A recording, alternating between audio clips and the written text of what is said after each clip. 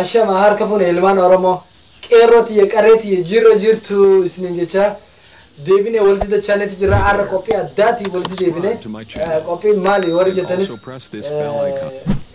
jettanii nagaafachuun keessanii isin oolu qophiin arra waldaa tiyaansi maali kajoo waliin ilaalla tiyaansi irratti ijoolleen keessattuu irra guddaa ijoolleen biyya arabaa keessa jirtan shawwadamaatti jirtanii jechuudha waanii mataa kiyya bira gahee argee jechuudha waldaan kun maali kajoo waliin ilaallaa jechuudha arraan tana mee egaa waldaan kun kunoo mee waldaa kana waliin ilaalla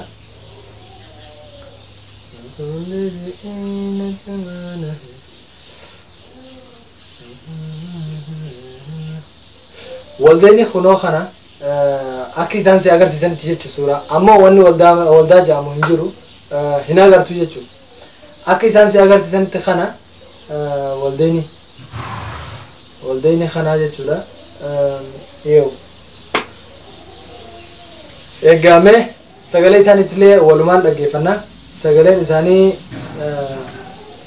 TV namoota beekamtii qaban ja'anii namoota badhaafaman ja'anii isaan fidanii namaan soban asirratti waliin ilaallaa jechuudha eegame waldaan tiyaansiidha maali kajoo waliin ilaallaa waldaan tiyaansiidha waldaa akka malee ijoollee keessattuu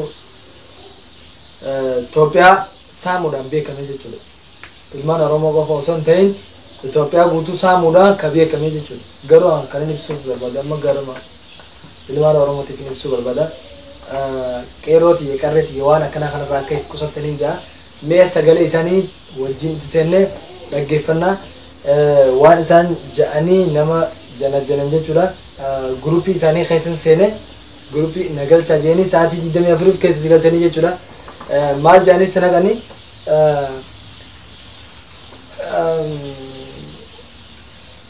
hojii dabalataa barbaadanii ja'anii si gaafatanii hojii dabalataa ja'anii si gaafatanii sitti mi'eessan jechuudha waan kana fidanii waan garagaraatiin bas sitti mi'eessan akka malee sitti mi'eessanii mee wanta kun maali waan jiru waliin ilaallaa jechuudha hagamta akka nama fayyadaa moo wanta kun dhugaadha moo soba waan jiru waliin ilaallaa sagalee isaaniitis waliin dhaggeeffannaa sagalee isaaniirratti deebisaa isinii kannaa jechuudha kabajamtootaaf jaalatamtoota miseensota garee ibsa jalatti argamtan akkam jirtu ani jira isinis heddoftota jirtanitti nageenyi jaalalli tokkummaa raarsi milkaa waan hundaa isinifaa baay'atu tole kaa warroonni naan beene ani zawduun jedhama Itoophiyaa Adaamaarraa amma kan argamu Sudaan kaartumirra dhaabbata keenyaadhaan murannoo fudhannoo hojjetaa jira jechuudha akkasumas waldaan kun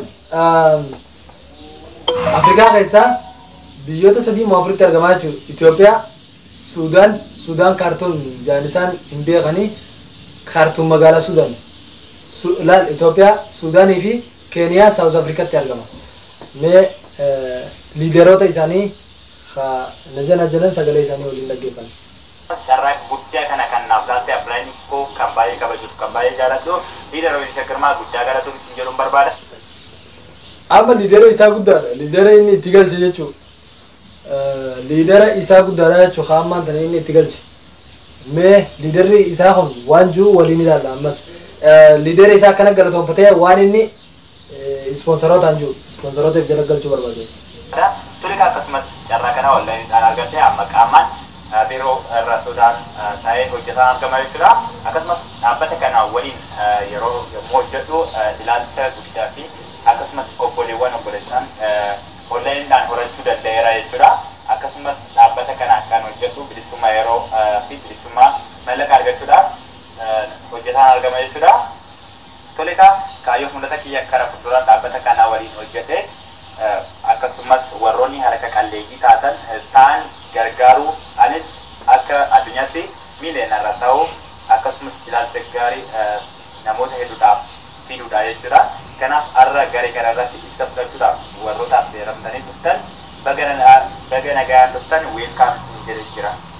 Ashama harka fuudhee kabajamtootaaf jaalatamtoota akkana jedhee jechuudha kaayyoon kiyya wanni gara waldaa kanaa dhufeef if jijjiiree maatii kiyya jijjiiree biyyatti jijjiiruu rakkataa rakkoo baasuudhaa jechuudha ammoo hayyoon isaanii yeroo keessa seentee rakkataa daran rakkisuu yookaan addunyaa irraa balleessuudha.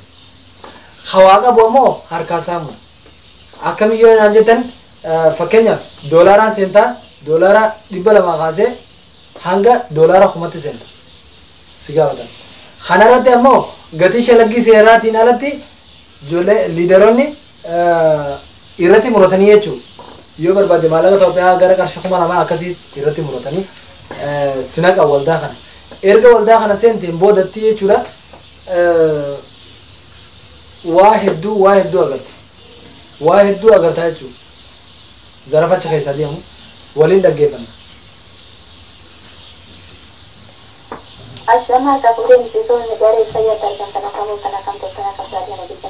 Amma tun liidara biraati jechuudha.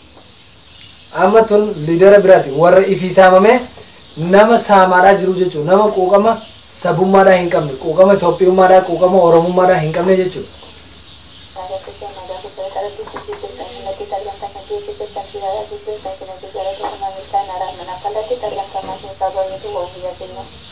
Walaa afaan isiin haasoftu illee hondana.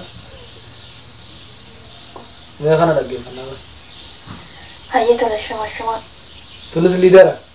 Harka fuunii yeroo jirtu kabajamtoota jaalatamtoota hirmaattoota hordoftoota miseensota gara ibsaa jalatti kan argamtan akka biyya biyya keessa jirtan marti keessan akkam jirtan akkam turtan akkam waltan akkam dansaa kana keessan nagaa kudha galata waaqayyoodha irra deebiidhaan harka fuudhe nageenyi koo kan kabajaaf jaalalaa haala keessaniif kallattii argamtaa itti bakka jirtan hundumatti isin akka qabu jechaa ture kan warroota nabbiinni faanii maqaan koo Saran jedhama asallaa Itoophiyaa irraa amma kan hin argamu Beirut Libaanoos keessatti dhaabbata intarnaashinaal biizinesi kaampaanii keessatti kutannaa murannoo olaanaadhaan milkaa'ina adda ta'een gammachuudhaan dalaguu irratti jechuudha kan hin argamu akkasumas immoo sababicha irraa kana filadhe.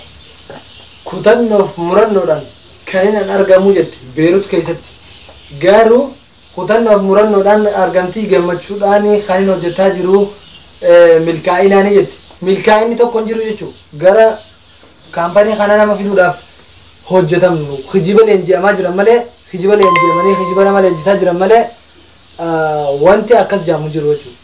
Wanti amma isaan jaan kun hin jiru. Dhibbaan dhibbatti irra ga'ee garee kana keessa seenee maallaqa kafalee seenee hordofee jechuudha. Abbaa liidara abbaa urjii shanaffaati jechuudha. Naa ol namni maallaqa kafalee seenee hin jiru garee san keessa. Nama galchee seenee malee waliin dhaggeeffamu. Bilisummaa yeroo bilisummaa maallaqa argachuuf yommuu ta'u abdii fuudhanii koo gara fuuldura dargaggeetti miiliyoona ta'u warroota jaarraa kanan arganneef jaarraa laatee isaanillee akka hojii qacarri keessaa ba'anii abdii isaaniitiif jiraatan taasisuudha jechuudha.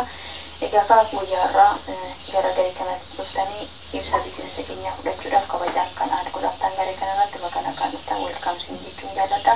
Isinillee turtii ibsa keenya waliin akka ibsa kaampaanii keenya waliin turtii gaarii akka taasisan abdii guddaan qaba turtii gaarii isiniif haa ta'u. Naturraa ni akka Hayyee tola. Okay. Akkasii jechuudha. Wanta kana yoo kutaadhaan isinii dhiyeesse malee waan dandeessan natti hin fakkaanne. Kunoo liidarri guddaan jechuudha. Kan isaan biyya Chaayinaatii fi biyyoota garaagaraa deemaa jiranii wanti godhan kana jechuudha. Namicha kana liidarri isaanii guddaan jechuudha. Kunoo lakkaaftii isaa jalatti maqaan isaa Daani'eel Asaffaa Sebboka guddaan nama galchee nama galchuudhaan beekame. Teessoon isaa Keeniyaadha jechuudha. Naayiroobii akkasii amma haala kanaan sobamaa jira jechuudha namni keenya. Maal siin jaan isaan dawaatu gurguramaa minaamin siin jaani ammoo kana fuulduratti itti aanaa fuulduratti wal dhageessifna waan keessa jiru waa hedduutu as keessa jira kutaa itti aanutti isinii dhiyeessa maal akka jedhus maal akka ta'es haasaa kiyyaa fi gurbichaatis gurbichallee isinii dhiyeessee wajjin haasoyna sagalee gurbicha abbaa najanaa jallutti isinii fida hangasuu ana waliin turtii gaarii share like subscribe gochuu hin dagatinaa Oro Show kan keessanii isin malee sosoon hin danda'amtu. I love you Oromo people. Isinin jaaladha injifannoon ta'u uummata Oromootiin isinin jaa naaf jiraadha naaf tura.